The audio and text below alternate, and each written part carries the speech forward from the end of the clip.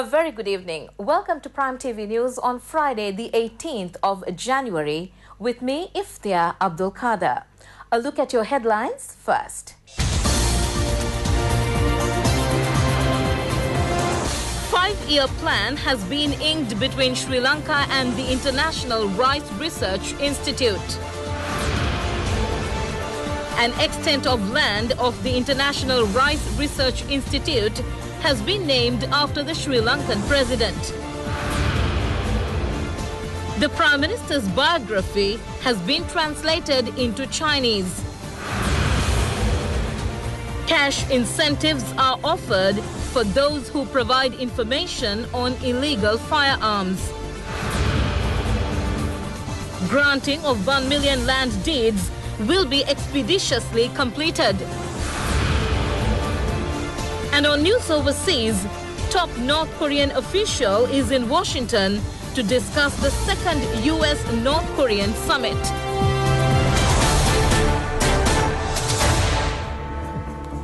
A five-year action plan has been signed between Sri Lanka and the International Rice Research Institute in the Philippines. Lauding the dedication of President Maithripala Sirisena to the agricultural industry, a land allotment of the International Rice Research Institute was named after the president today. President Maithripala Sirisena, who is on a tour of the Philippines, undertook an observation visit to the International Rice Research Institute. The president was received by two Sri Lankan students who are engaged in studies at the center. The International Rice Research Institute is the world's largest rice genes bank. Varieties of rice of various countries of the world are being conserved.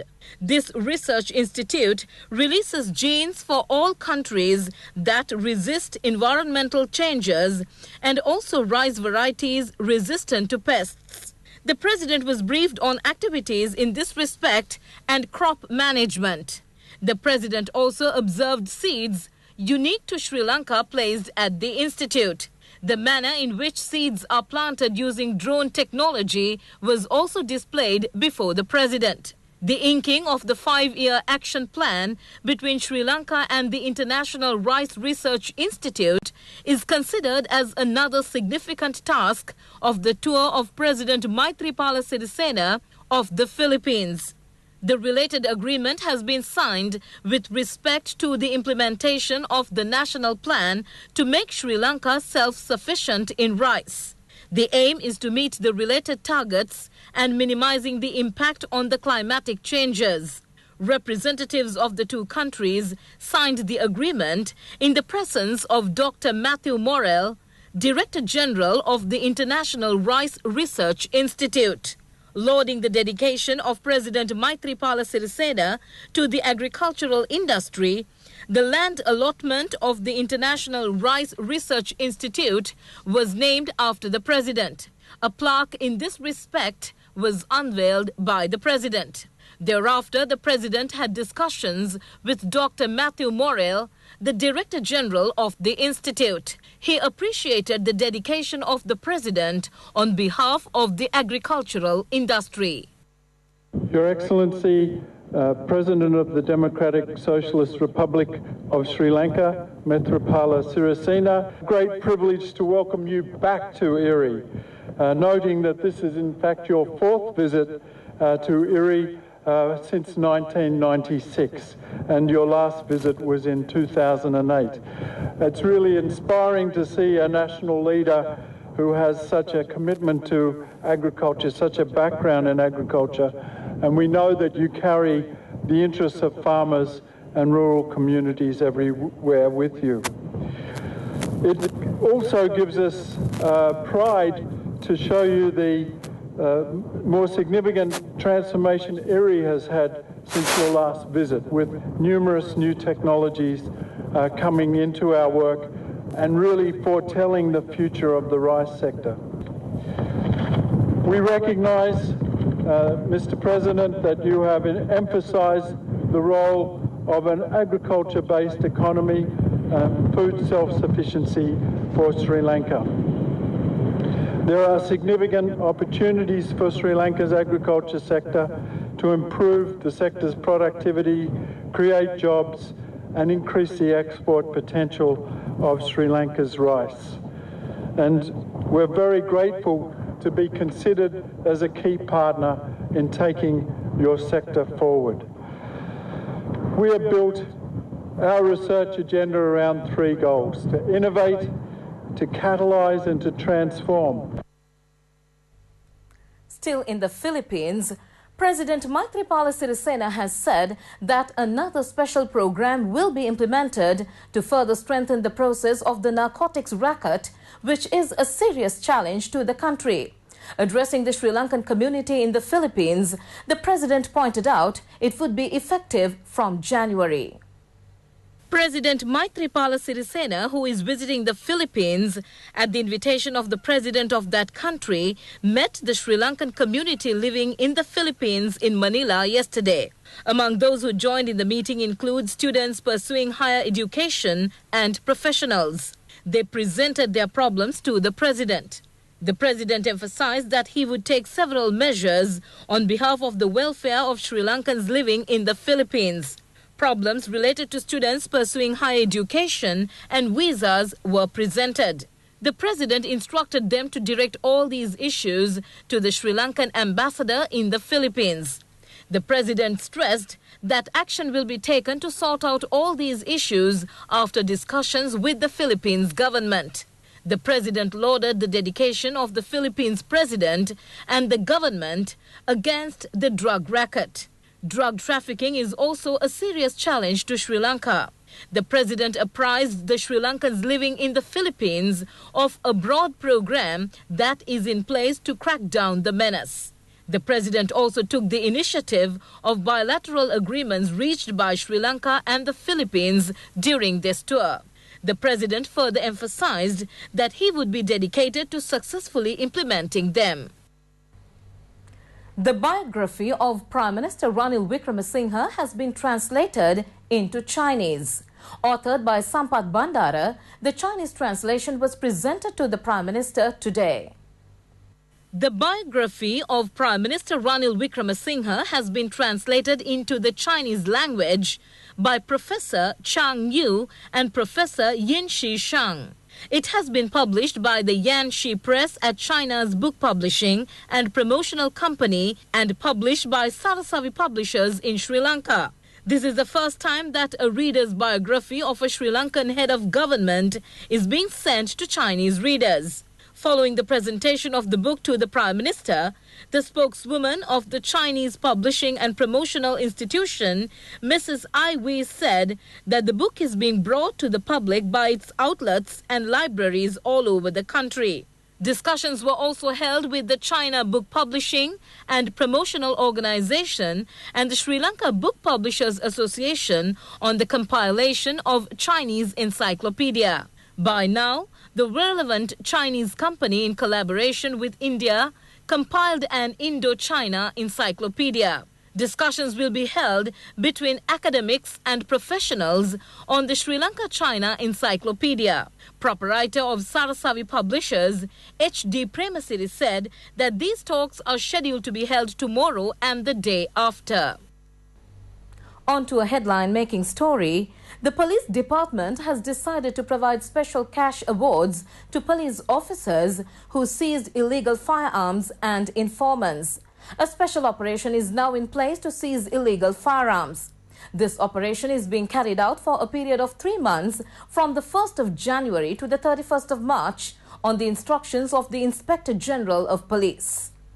Police officers who take into custody illegal firearms and private informants are to be awarded cash prizes during the period the operation is being carried out. The awards will be made from the Police Prize Fund. The police chief has instructed that these payments should be made within 2 weeks from the date of seizure of the firearms. If a suspect is arrested with a T-56 weapon, a cash reward of 50,000 rupees will be made for the police officer concerned. A payment of 20,000 rupees will be made to the private informant.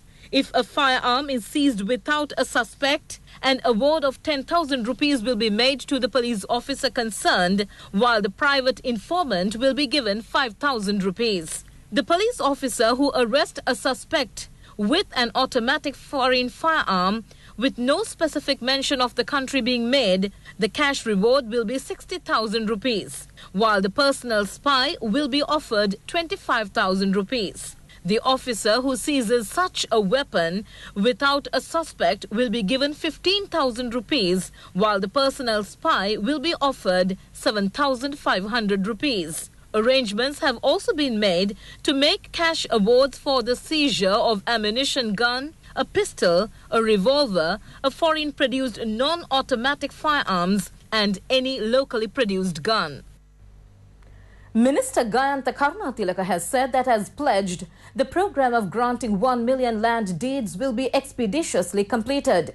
He made this reference when he called on the Mahanayakas of the Asgiriya and Malwata chapters. Minister Gayantha Karunatilaka visited the Asgiriya Mahavihara this morning. The minister who called on the Asgiriya Mahanayaka, the most venerable, Varakagoda Sri Jnanaratana Thera, and received his blessings.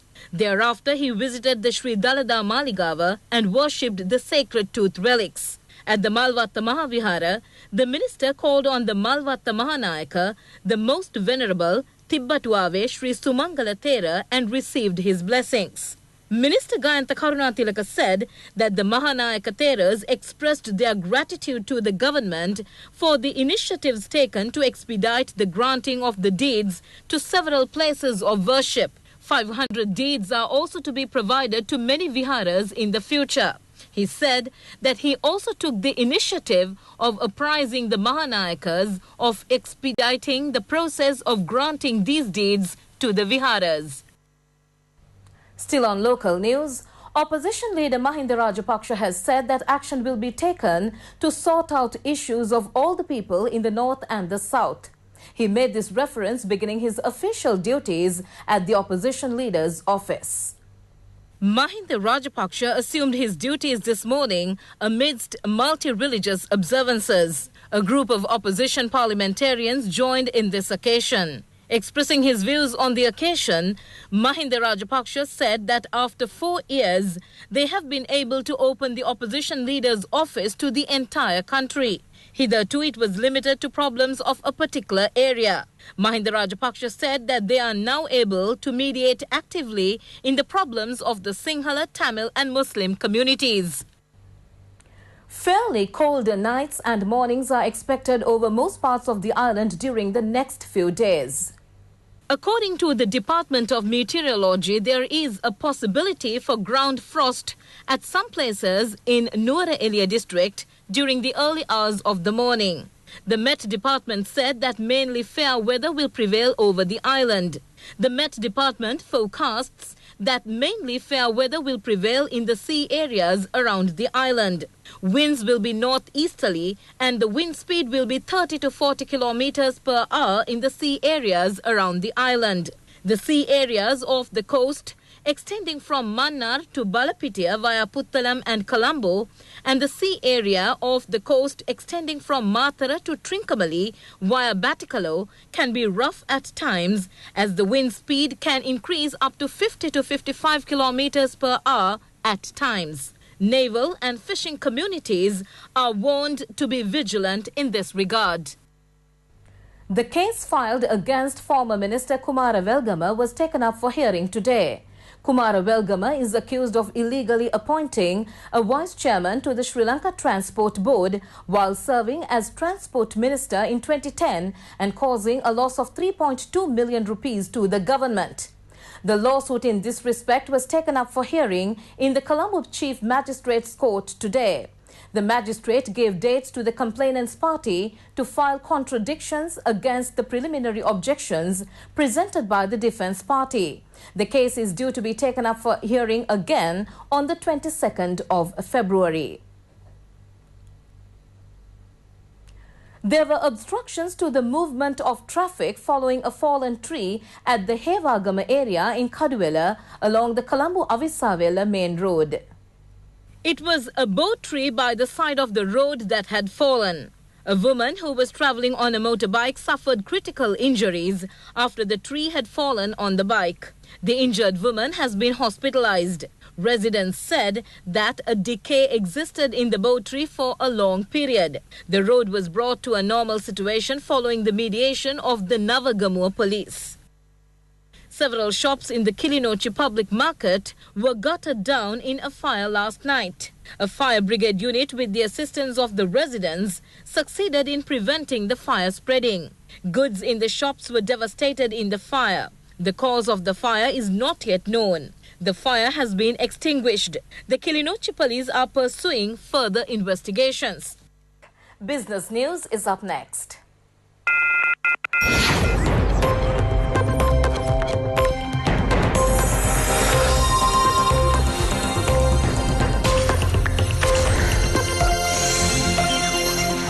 The central bank is teaming ahead to raise funds for debt repayments, aiming to raise in excess of $5 billion over the next 2 months from a range of sources, including currency swaps from India, loans from Chinese banks, an international sovereign bond, lines of credit from state banks, as well as Panda and Samurai bonds. Central Bank Governor Dr. Indrajit Kumaraswamy, speaking at the Ceylon Chamber of Commerce 2019 Outlook launch, acknowledged the monetary authority was scrambling to raise funds to meet $5.9 billion in debt repayments this year, of which $2.6 billion needs to be met in the first quarter. Having had its plans derailed during the 7-week constitutional crisis, the central bank repaid $1 billion in debt on Monday from its reserves and has reached out to India and China to bolster reserves to acceptable levels by the end of January.